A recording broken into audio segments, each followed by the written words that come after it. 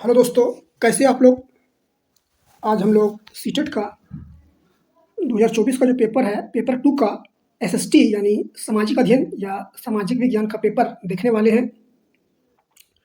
और इसमें 60 प्रश्न होते हैं और 60 प्रश्नों को आज सॉल्व हम लोग करेंगे। ठीक है दोस्तों, चलो हम लोग क्वेश्चन स्टार्ट करते हैं।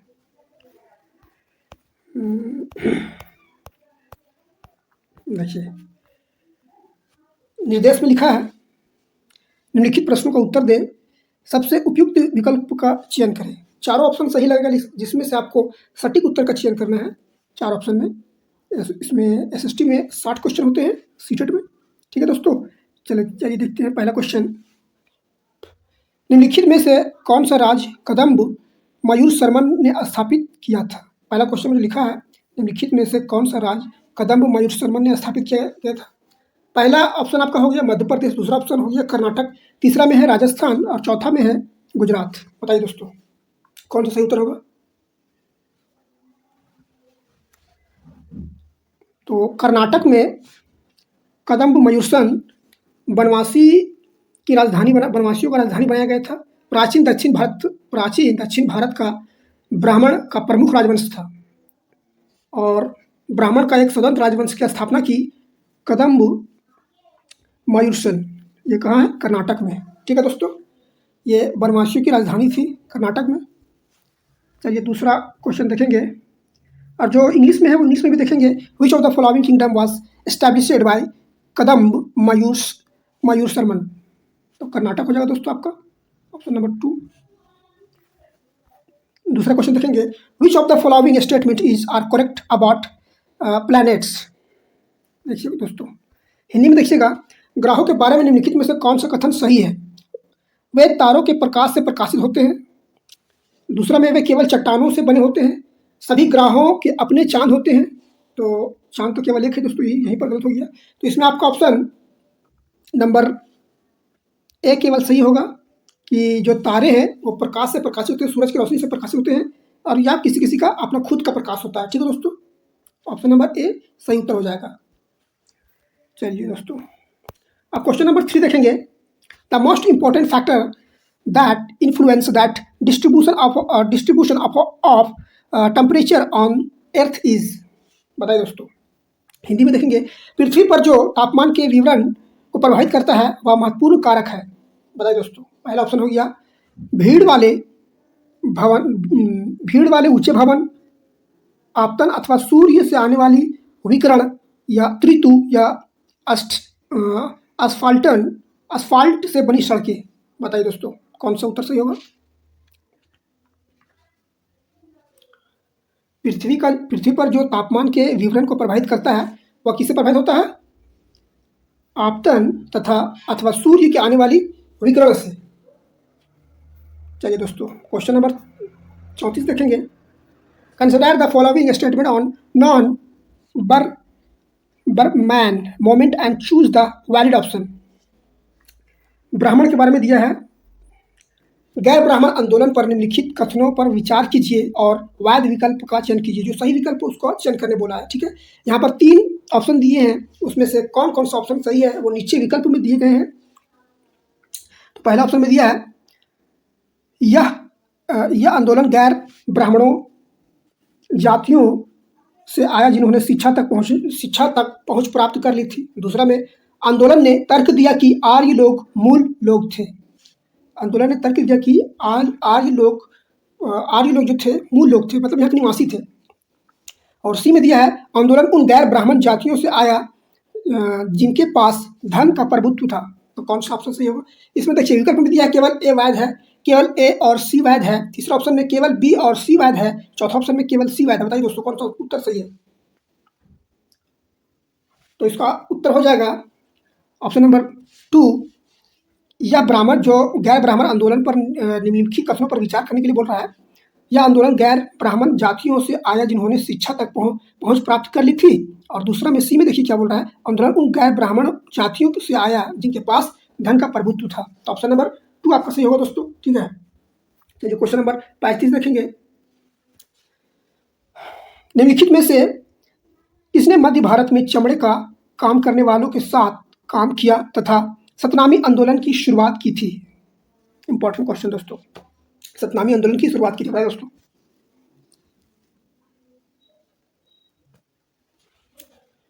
ऑप्शन नंबर ए में देखिए यूबी फाड़के, दूसरा में है ज्योतिराव फूले, और तीसरा में है घाटीदास, और चौथा में है हरिदास ठाकुर। बताइए दोस्तों कौन सा ऑप्शन सही है?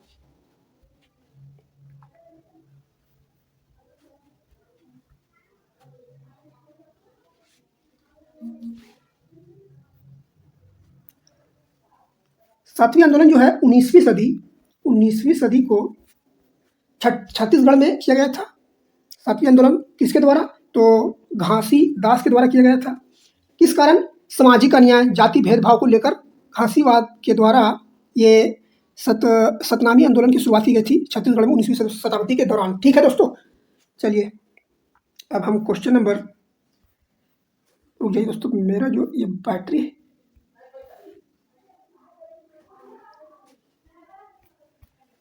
चलिए क्वेश्चन नंबर 36 देखेंगे। Which type of wild are line are sea bridge? Hindi में देखेंगे किस प्रकार के पवने स्थल एवं समुद्री समीर होती है? बताइए दोस्तों, अस्थाई पवने, चक्रवात, अस्थाई पवने या फिर मौसमी पवन? किस प्रकार की पवने स्थल एवं समुद्री समीर है? तो जब समुद्र में गर्म पानी से बनती है चक्रवात, जैसे भारत में बनती है ताउते यास आदि जो है, वो समुद्र में जब पानी गर्म होता है उससे बनती है चक्रवात। ठीक है दोस्तों, ये ऑप्शन नंबर 2 सही हो जाएगा। चलिए क्वेश्चन नंबर 37 देखेंगे। देखिए बोल रहा है सामाजिक विज्ञान पढ़ाते हुए कक्षा में एक छात्र आपसे पूछता है, ठीक है, विषुवत रेखा पर हम सभी देशांतरों के बीच की दूरी का मापन कैसे कर सकते हैं? इस मापन हेतु कौन सा उत्तर सही होगा? तो ऑप्शन नंबर ए में देखिए विषुवत रेखा की दुगनी लंबाई को 90 से विभाजित करना, विषुवत रेखा की लंबाई को 180 से विभाजित करना, विषुवत रेखा की लंबाई को 360 से विभाजित करना, विषुवत रेखा की लंबाई को 360 से विभाजित करना। आधी लंबाई बोल रहा था, ये नहीं होगा दोस्तों, 180 भी नहीं होगा दोस्तों, 90 भी नहीं होगा, तो आपका सटीक उत्तर हो जाएगा 3 नंबर। विषुवत रेखा की लंबाई जो है 360 से विभाजित करने पर आपको देशांतर की दूरी का मापन कर सकते हैं। ठीक है, देशांतर की दूरी का। चलिए क्वेश्चन नंबर 38 देखेंगे। Which of the following is correct sequence of rock cycle? निम्नलिखित में से सॉइल चक्र की सही क्रम क्या है? निम्नलिखित में से सॉइल चक्र का सॉइल चक्र जो है उसका सही क्रम क्या है? यहाँ क्रम दिया हुआ है। पहले नंबर में देखेंगे आग्नेय शैल, मैग्मा, कयांत्रित शैल। दूसरा में हो गया आपका अवसवादी शैल, कयांत्रित शैल, मैग्मा। तीसरा में है आग्नेय शैल, कयांत्रित शैल, औषधि शैल। चौथा में मैग्म, कयांत्रित शैल या औषधि शैल। तो आपका सटीक उत्तर हो जाएगा ऑप्शन नंबर 2 दोस्तों। शैल का जो चक्राओं का क्रम है, पहले होता है अवसादी शैल, फिर होता है कयांत्रित शैल, फिर होता है मैग्मा। ठीक है, चलिए नेक्स्ट क्वेश्चन देखेंगे। अब क्वेश्चन नंबर 39 को देखेंगे। Match the following and choose the appropriate option. यहाँ पर जो ऑप्शन दिए हैं उसमें से सही उत्तर आपको चयन करना है। देखिए यहाँ पर लिखा है निम्नलिखित में से सुमेल कीजिए तथा उपयुक्त विकल्प का चयन कीजिए। देखिए लिखा है आहत सिक्के, बी में उतरे काले चमकीले पात्र एम्फोरा, और डी में है आपका एरेटीन वेयर। कौन सा ऑप्शन कहाँ पर जाएगा? मिलाइए दोस्तों।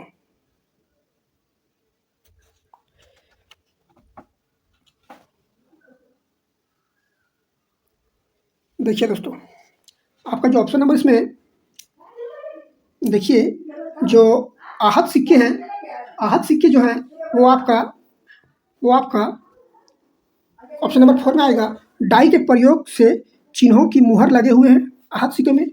और दूसरा ऑप्शन में देखिए उत्तरी काले चमकीले पात्र, ये मिट्टी के बहुत ही पतले और सुंदर बर्तन थे। मिट्टी के काले चमकीले पात्र जो थे ये बहुत ही सुंदर और चमकीले बर्तन थे।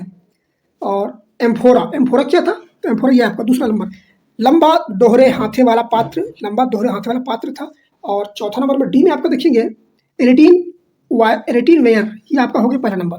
मुहर लगे चमकदार बर्तन, इसको बोलते हैं एरेटीन वेयर। ठीक है दोस्तों, इसका ऑप्शन नंबर 3 सही हो जाएगा दोस्तों। चलिए क्वेश्चन नंबर 40 यानी 40 देखते हैं। फिर आपका ऑप्शन कथन वाला क्वेश्चन आ गया दोस्तों, कथन वाला। देखिए यहाँ पर बोल रहा है, देखिए कथन ए और आर को ध्यान से पढ़े तथा निम्नलिखित में से सही विकल्प चुने। ए में लिखा है साधनों का सतर्कपूर्वक उपयोग करना और उन्हें नवीकरण के लिए समय देना संसाधन संरक्षण कहलाता है। सही बात है दोस्तों। आप संसाधनों को तर्कपूर्वक उपयोग करेंगे और उसको फिर नया रूप देंगे और या नया रूप का समय देंगे तो ये आपका संसाधन संरक्षण कहलाएगा।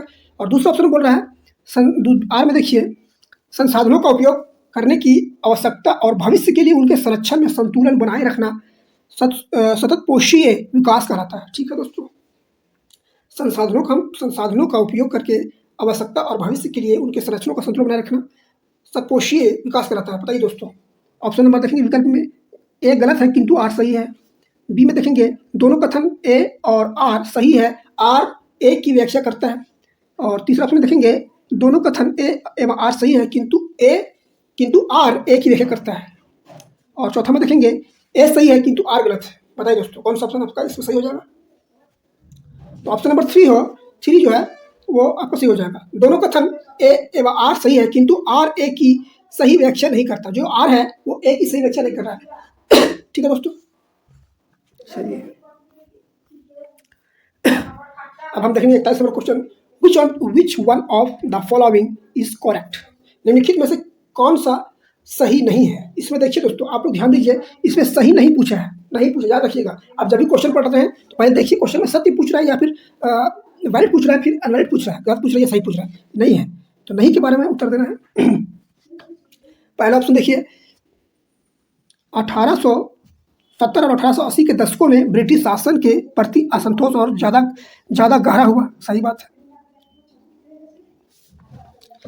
और 1878 में आर्म्स एक्ट पारित किया गया जिसके जरिए भारतीयों द्वारा अपने पास हथियार रखने का अधिकार छीन लिया गया। 1878 में आर्म्स एक्ट पारित हुआ जिससे भारतीय लोग अब अपने पास हथियार नहीं रख सकते। ये ब्रिटिश कानून, ये एक्ट लाया था, आर्म्स एक्ट। ठीक है, तीसरा ऑप्शन पढ़ेंगे सरकार के समर्थन करने के लिए 1880 में वर्नाक्युलर प्रेस एक्ट पारित किया गया। तीसरा ऑप्शन देखेंगे सरकार का समर्थन करने के लिए 1880 में वर्नाक्युलर एक्ट पारित किया गया। और चौथा में 1883 में सरकार ने इलवर्ट बिल लागू करने का प्रयास किया जिसे लेकर काफी हंगामा हुआ। बताइए दोस्तों कौन सा उत्तर सही होगा? पूछ रहे इसमें कौन सा सही नहीं है।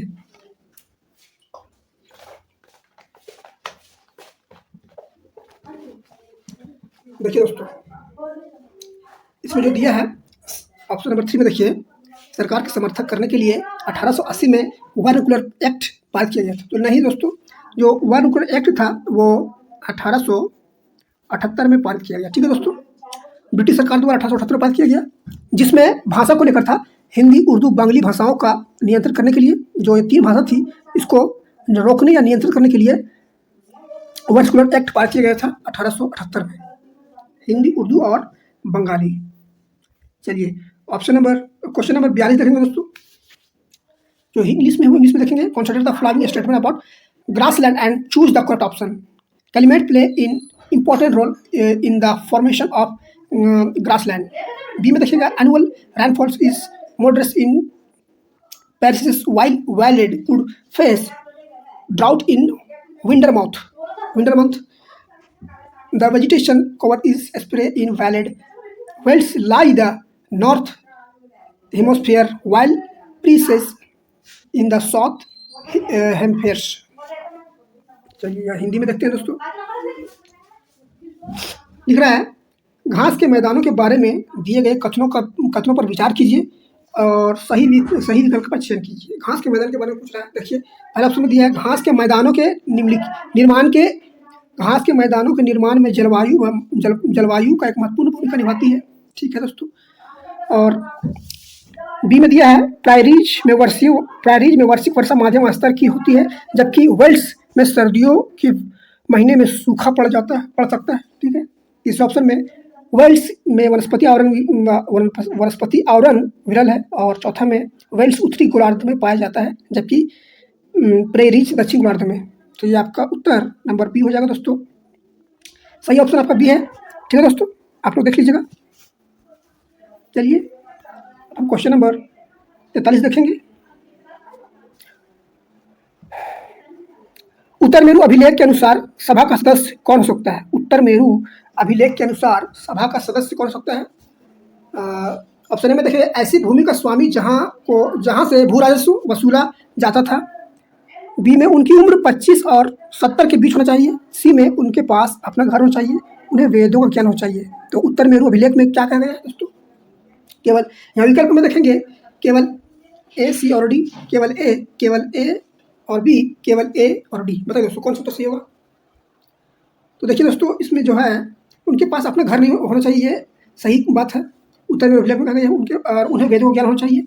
और ऑप्शन ए जो देख रहे हैं, ऐसी भूमि का स्वामी जहाँ से भू राजस्व वसूला जाता हो, ये ऑप्शन नंबर ए सही उत्तर हो जाएगा। ठीक है दोस्तों,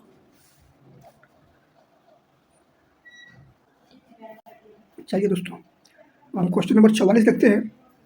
देखिए बोल रहा है, खाली स्थान एक स्थिति का संदर्भ होती है, एक स्थिति का संदर्भ देती है जहाँ किसी व्यक्ति के पास वे संसाधन और अवसर नहीं होते जो अन्य व्यक्तियों को उपलब्ध है। बेदखली हो जाएगा, सोपानिकी हो जाएगा, विविधीकरण हो जाएगा या असमानता होगा। बताइए दोस्तों। तो आसान उत्तर इसमें असमानता आपको हो जाएगा दोस्तों। असमानता एक ऐसी स्थिति है जहाँ किसी व्यक्ति के पास वे संसाधन के अवसर नहीं होते जो अन्य व्यक्ति के पास होते हैं। ठीक है, असमानता का अर्थ तो जानते होंगे। चलिए क्वेश्चन नंबर 45 देखेंगे। यहाँ देखिए, विकल्प चयन करने वाला है निम्न में से किसी मिलाने वाला निम्न में से कौन सा युग्म सही सम्मिलित है? कृषि और वर्णन। कृषि का वर्णन करना है दोस्तों। देखिए देखेंगे, ए में निर्वाह कृषि और बी में है गहन निर्वाह कृषि और सी में है स्थानीय कृषि। तो कौन सा इसमें सही है? निर्वाह कृषि में हो जाएगा आपका कृषक परिवार की आवश्यकताओं को पूरा करने के लिए की जाती है। और बी में देखेंगे, गहन निर्वाह कृषि सघन जनसंख्या वाले क्षेत्रों में प्रचलित होती है। और ऑप्शन नंबर सी में है स्थानीय कृषि, व्यक्ति और पशुओं के एक स्थान से दूसरे स्थान पर ले जाते हैं। तो स्थानीय कृषि में एक ही जगह रहते हैं, व्यक्ति और पशु को एक स्थान से दूसरे स्थान में नहीं लेकर जा सकते दोस्तों, वो स्थानांतरण कृषि कराएगा। तो इसका ऑप्शन नंबर बी सही हो जाएगा, केवल ए और बी। ठीक है दोस्तों, चलिए अब दिए गए कथन ए और आर को पढ़े और उपयुक्त विकल्प का चयन करें। पहला में लिखा है, राजा राम मोहन राय ने कोलकाता में ब्राह्मणों सभा के नाम से एक सुधारवादी संगठन बनाया था। सही बात है दोस्तों। आर में लिखा है, वह मानते थे कि समाज में परिवर्तन लाना और अन्यायपूर्ण तौर तरीके से छुटकारा पाना जरूरी है। बताइए दोस्तों, ए और आर दोनों गलत है, ए और आर दोनों सही है।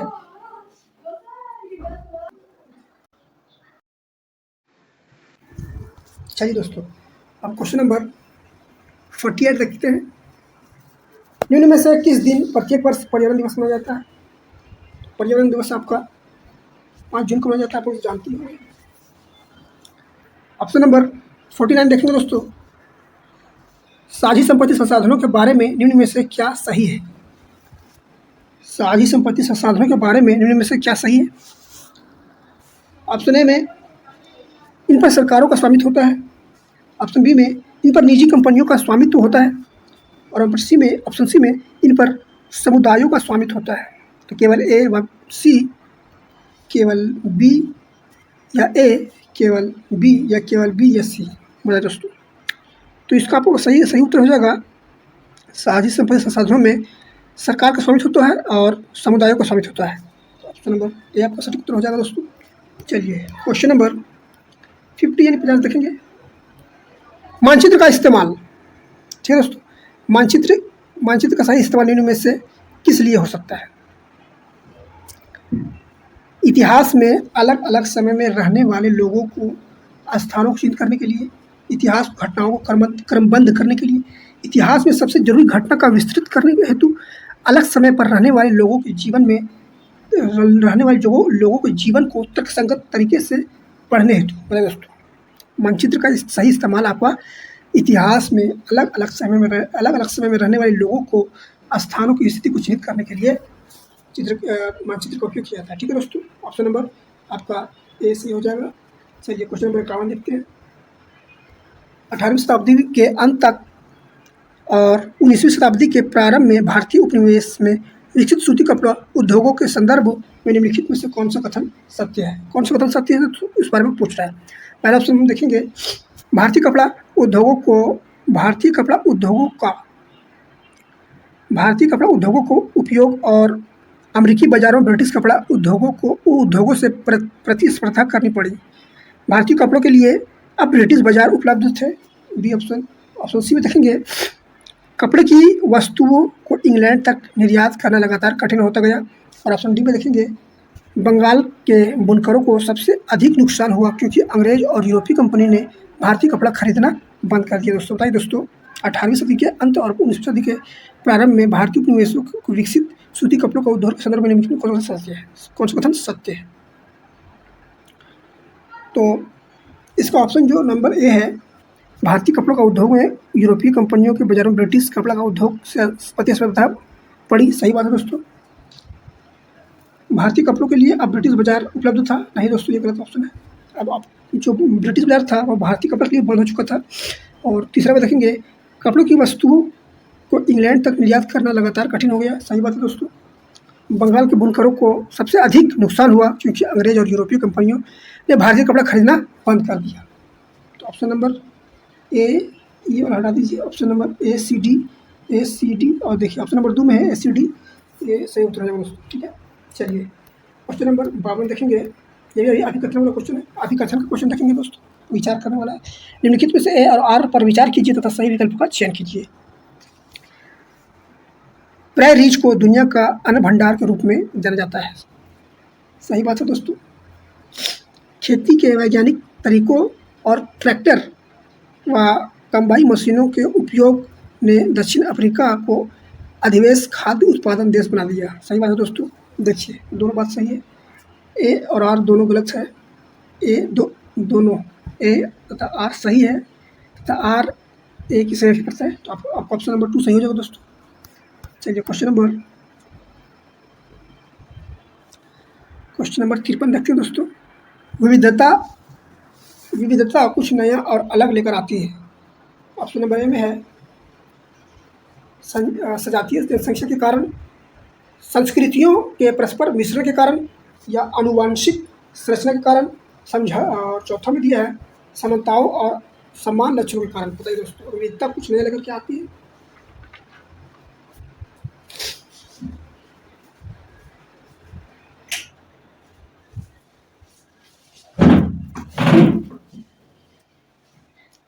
आप लोग विविधता का अर्थ तो ही जानते ही होंगे क्या होता है, तो आपका उत्तर भी मिल जाएगा। जब किसी समूह, समाज, पर्यावरण, संस्कृति, अलग अलग प्रकार की चीज़ों, लोगों के विचार, जातीय, धर्म, मानसिकता मौजूद होती है, उसे हम विविधता कहते हैं, यानी डाइवर्सिटी। ठीक है, तो विविधता कुछ नया लेकर आती है संस्कृतियों के परस्पर मिश्रण के कारण। चलिए ऑप्शन नंबर 2 सही हो जाएगा। चलिए क्वेश्चन नंबर 54 देखते हैं। भारतीय संविधान द्वारा विधायिका में सीटों तथा सरकारी नौकरियों में आरक्षण दिया गया है। भारतीय संविधान द्वारा विविधता में सीटों तथा सरकारी नौकरियों में आरक्षण दिया गया है। ऑप्शन ए में देखिए, निम्न श्रेणी तथा स्कूल महाविद्यालय परीक्षाओं में कम अंकों को श्रमित हेतु क्योंकि इस कारण से लोग प्रतिस्पर्धा करने योग्य नहीं हैं। बी में वर्षों के ऐतिहासिक दमन और शैक्षणिक वंचितता की क्षतिपूर्ति हेतु। और सी में वोट बैंक के रूप में राजनीति समर्थक तथा रैली के लिए लोगों को संतुष्ट करने के लिए। ये आपको होगा नहीं दोस्तों। तो आपका इसमें सटीक उत्तर हो जाएगा, वर्षों के ऐतिहासिक दमन और शैक्षणिक वंचितता का क्षतिपूर्ति हेतु के लिए सरकार ने विधायिका सीटों के लिए सरकार नौकरियों में आरक्षण रख दिया है। ठीक है दोस्तों, ऑप्शन नंबर आपका बी सही उत्तर हो जाएगा दोस्तों। चलिए क्वेश्चन नंबर 55 देखते हैं। ये अभिकथन और कथन वाला क्वेश्चन है। देखिए क्वेश्चन पूछ रहा है, अभिकथन भारत में निम्न कला रूपों के संदर्भ में कथन ए और आर को पढ़िए। औपनिवेशिक शासन में कई तरह के नए कला रूपों, शैलियों और तकनीकों का सूत्रपात हुआ। कारण में इन्हीं भारतीय कलाकारों ने अपने स्थानीय ग्राहकों को और बाजार के हिसाब से अपनाकर नई शक्ल दी। तो दोनों सही है दोस्तों, ए और आर दोनों गलत है, ये नहीं होगा। ए और आर दोनों सही है और ए की आर से भी करता है दोस्तों, तो ये आपका ऑप्शन सही हो जाएगा। ऑप्शन नंबर 2 सही है इसका उत्तर।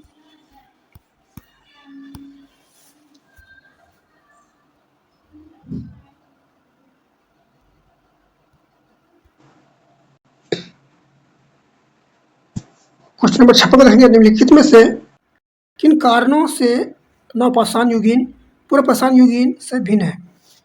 कहने में ओखली और मूसम और प्रयोग अनाज को पीसने के लिए किया जाता है, सही बात है दोस्तों। बर्तनों का प्रयोग खाना बनाने के लिए किया जाता है, सही बात है। विभिन्न प्रकार की चीज़ों से कपड़े बुने जाते थे, सही बात है।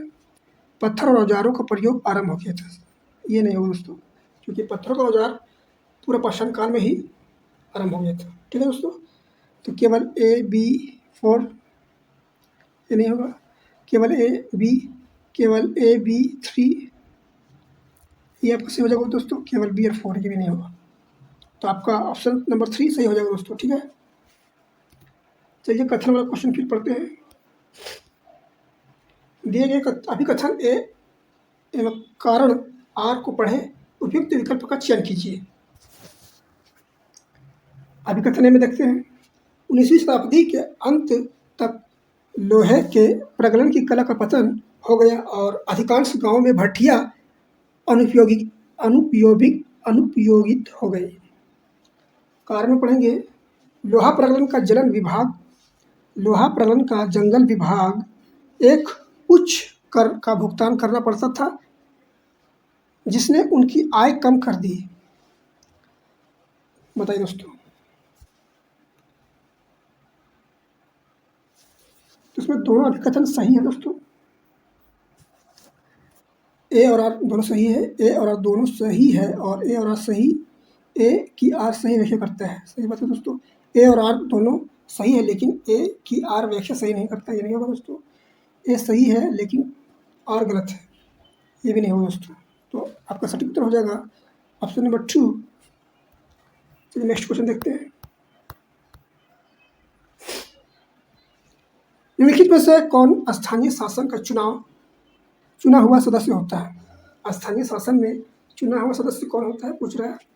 ए में दिया है वार्ड पंचायत, सरपंच, सचिव नहीं होता जो चुना हुआ दोस्तों, वार्ड परिषद। आप तो जानते ही होंगे ये तीनों जो है स्थानीय शासन का चुना हुआ सदस्य होता है। ठीक है दोस्तों, तो इसमें पहले नंबर में ए बी एवं डी सही हो जाएगा। ठीक है दोस्तों, चलिए क्वेश्चन नंबर 59 देखते हैं। निम्नलिखित में से किस तारीख को गांधी जी भारतीय लोगों को रॉलेट एक्ट के अहिंसक विरोध के दिन के रूप में मनाने को कहा है? रॉलेट एक्ट जो है गांधी जी ने अहिंसक विरोध के दिन के रूप में मनाने के लिए कहा है, बताइए दोस्तों। 6 दिसंबर 1919, 6 अप्रैल 1919, तीसरा में है 3 अप्रैल 1919, चौथा में है 15 अप्रैल 1919, बताइए दोस्तों। गांधी जी ने इसे काला कानून भी कहा है रॉलेट एक्ट को, और ये 6 अप्रैल 1919 को देशव्यापी हड़ताल, उपवास, प्रार्थना और शांतिपूर्ण प्रदर्शन आयोजित किया गया था गांधी जी द्वारा। ये विशेष रूप से तब लाया गया जब सरकार बिना किसी सबूत के किसी भी व्यक्ति को गिरफ्तार कर सकती थी। ये रॉलेट एक्ट लाया गया था ब्रिटिश सरकार द्वारा 6 अप्रैल 1919 को, जो बिना सबूत को किसी भी व्यक्ति को गिरफ्तार कर सकती थी। इस कारण गांधी जी ने इसे काला कानून कहा है और ये कब लागू हुआ? 6 अप्रैल 1919 को। ठीक है दोस्तों, चलिए क्वेश्चन नंबर 16 देखेंगे। ये SST यानी सीटेट के एग्जाम में सामाजिक अध्ययन में एक नया क्वेश्चन जरूर पूछता है। जब ग्रीनविच पर एक अपराह्न का समय होगा तब ग्रीनविच के 60 पश्चिम तथा 60 पूर्व के में क्रमांश क्या समय होगा? बताइए दोस्तों। पहला में है 9 अपराह्न तथा 5 पूर्वाह्न, दूसरा में है 5 अपराह्न तथा 9 पूर्वाह्न, तीसरे में है 9 पूर्वाह्न तथा 5 अपराह्न और पंचमा में है 5 पूर्वाह्न तथा 9 अपराह्न। जब ग्रीनविच का समय एक अपराह्न हो रहा होगा तब ग्रीनविच 60 डिग्री पश्चिम तथा 60 डिग्री पूर्व में होगी, तब इसका समय होगा 9 पूर्वाह्न से 5 अपराह्न। ऑप्शन नंबर सी सही हो जाएगा दोस्तों। चलिए, वीडियो में कुछ भी गलतियाँ होंगी उसको माफ़ कीजिएगा दोस्तों, और इस वीडियो को दोस्तों के साथ शेयर कीजिए और वीडियो को लाइक कीजिए, सब्सक्राइब कीजिए, वीडियो को सब्सक्राइब कीजिए, चैनल को सब्सक्राइब कीजिए। ठीक है दोस्तों, टेक केयर।